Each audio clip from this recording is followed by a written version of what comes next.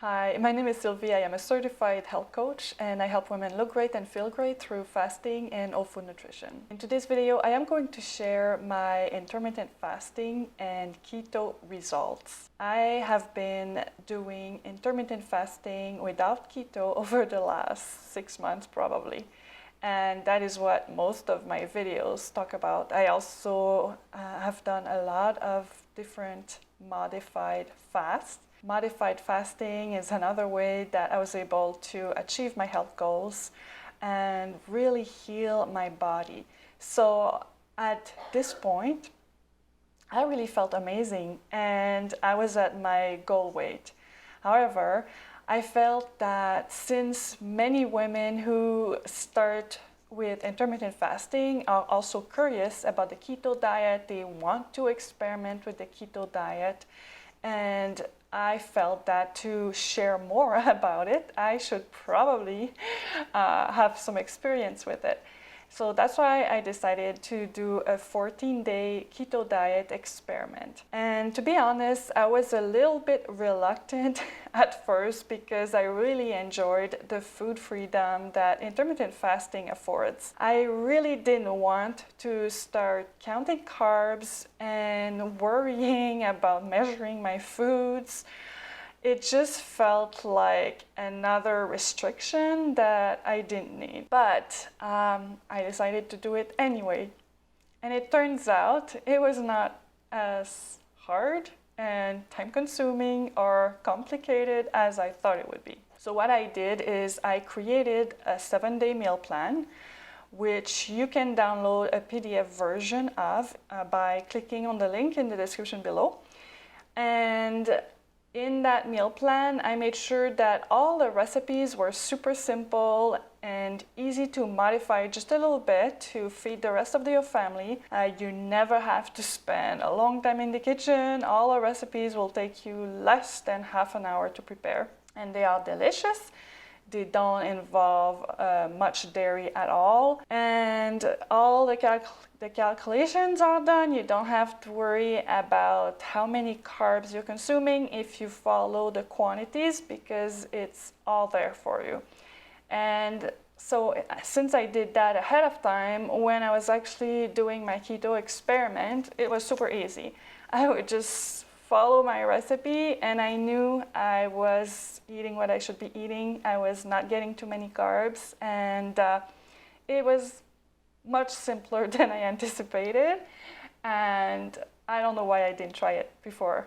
So what I'm going to do is I'm going to give you just a quick overview of what I experienced over the 14 days that I did the experiment, and then I'm going to quickly go over the weight loss aspect of intermittent fasting and keto because I know that's what a lot of women are looking for. And then I'm gonna just give you some quick recommendations about how to implement both intermittent fasting and the keto diet in your lifestyle. Okay, so about my experiment. Days 1 and 2 were really easy. I had absolutely no cravings and I felt really good. I enjoyed the food, I enjoyed all my meals, felt really satisfied, and I thought everything was great. Then on days 3 to 6, I struggled with some mild keto flu symptoms. And I was quite surprised because I always am in ketosis every single day just through intermittent fasting. As my body always starts producing enough ketones, usually around the 1 mmol per liter by 2 in the afternoon or so. And so I felt that I was pretty metabolically flexible and I would not struggle with any keto flu symptoms. But it seems like I was wrong. These 3 days were a bit difficult. I felt weak during my workouts and I felt a bit headachy and fatigued and even moody. And by the way, if you are curious about testing your ketones, if that's something you would like to do as you experiment with the keto diet, I recommend the Keto Mojo. And I will leave a link in the description as well if you want to check it out. The link is my affiliate link and you will receive a 15% discount if you use it. And then from days 7 to 11, I felt good again. And actually the first day I felt good on day 7. I thought that maybe it was because my ketones were a bit lower again. I had been experimenting a little bit with keto wines, as you may know from my previous video. And so I thought that since I had brought my ketone level down through these experiments, I thought maybe that's why I wasn't feeling as sick.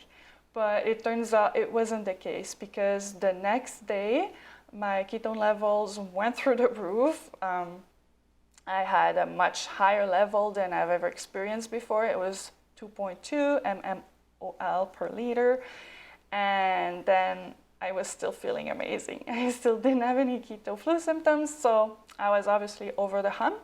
Now on day 12, I have to admit that was the last day of my keto experiment. So my 14-day keto experiment became a 12-day keto experiment, because on day 12, my cravings were unbelievable. All the keto tricks that I was doing the previous days when I was struggling with any type of cravings, for example, some keto snacks that I really enjoyed, like goat cheese or eggs or avocado, all the things that I had previously found satisfying were not. It was like always there. The craving would not go away no matter what I did.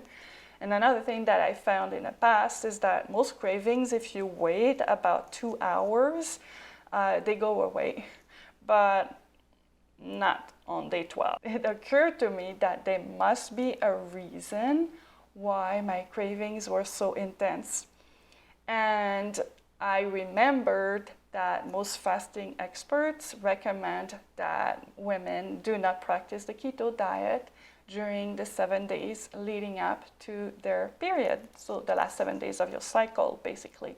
I had been recommending that myself, just following the advice of other fasting experts that I respect, but I really hadn't experienced it until then, because I realized as I looked at my chart that I was exactly 6 days before the end of my cycle. So it became clear to me that my body was just telling me that I needed carbs, and I decided to put an end to the experiment temporarily. I'm going to share how I will implement the keto diet in my lifestyle in the future and give you some suggestions as well. But before I do that, I do want to touch quickly on how intermittent fasting and the keto diet together will help with weight loss. As far as my own weight loss results, I want you to know that weight loss was not one of my goals. I was at my goal weight, and so it was not my focus, and I was eating a lot. If I was hungry, I was eating. That was the end of it.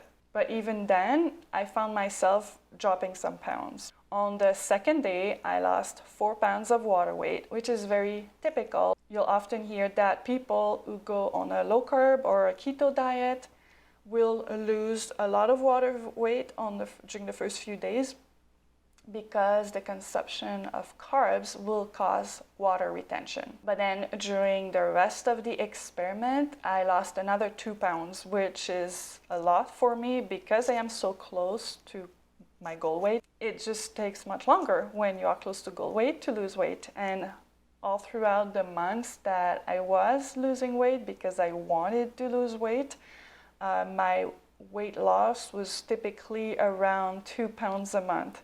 So to lose 2 pounds in a matter of, maybe 9 days is quite a lot. So much so that I was wondering how to not lose more weight on the keto diet. And as I implement the keto diet in my lifestyle, it's something that I may have to look into, how to eat enough, how to eat more, because the keto diet does make you feel more satisfied, and you will notice that your appetite decreases. And so losing too much weight may even become a concern. But if you're a woman who hopes to use intermittent fasting and the keto diet for weight loss, I have a few simple tips. Number one, you can download my simple 70 meal plan, and then you can just rotate it, do it twice every month, and then try to stick to the 2 meals that I suggest in a meal plan.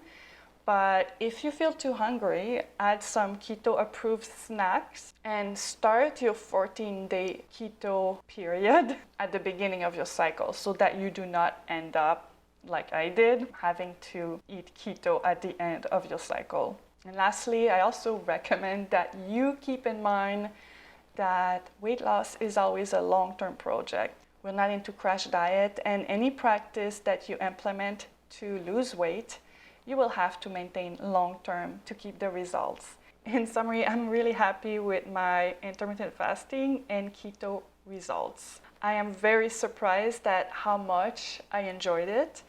I kind of thought that I would do this 14-day experiment just to say I've done it and just to be able to speak from experience a little bit in my videos and in my blog. But I didn't necessarily think that it's something I would want to sustain long term. But it turns out that I do. I do want to keep a 14-day period when I eat keto every single month because I enjoyed it that much. I enjoyed the way it made me feel, how satisfied it made me feel, how energetic. So I feel that long term, combining a 14-day period of intermittent fasting and keto, and during that 14-day period, I eat lunch and dinner and snacks when necessary. And then the rest of the time, doing just intermittent fasting and fasting longer though. So when I do not do the keto diet, I find it very beneficial to fast until maybe 3 in the afternoon, sometimes even 4. So that's what I found the most effective for me. That's how I feel my best. And as for you, you will have to try and you will have to experiment, see how you feel, see what works, what helps you achieve the results you're looking for. I always encourage you to try different things because we are all so unique, and you are certainly on the right track right now, learning, educating yourself. You're taking charge of your own well-being, and that is something really smart to do. I always love to help women achieve their health goals, and I hope I can help you as well. If you have any questions, you can always get in touch with me. Thank you for watching.